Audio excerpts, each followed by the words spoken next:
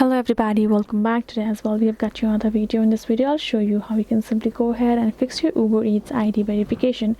But before that, please do make sure to like our video, subscribe our channel, and yes, without any further delay, simply gonna go ahead step into our video. So for that matter, what you're gonna do, so if you have been encountering that kind of problem for you regarding your verification, you simply first of all gonna access your particular Uber Eats on your mobile phone, and here in this home section you gonna find this kind of interface, right? Then afterwards you're gonna tap on this account option. So the thing is, if you encounter that kind of problem, you will have to request a verification on your own. So for that, once you're in this account section, go ahead, scroll down, tap on this help option. Now switch to stores category and tap on this account and payments. Now go below and you can find this option called verifying your account option. Go ahead, tap on it.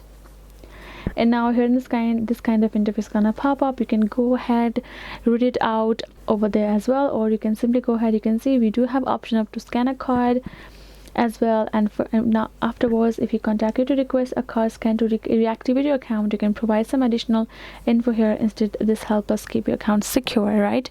We're gonna enter our first and last name here, enter our number that's connected with our account, and where was our last order from, and additional details. Tap on submit, and then we will be able to request a verification regarding that, and then we will be able to verify our account likewise. Otherwise, you do have another option of simply scanning a card. You can go ahead, follow the steps over here as well, or you can simply request it just like over there. So that is simply the way. Hope this video was helpful to you all. Thank you so much for watching, and yes, I'll see you guys in our next video.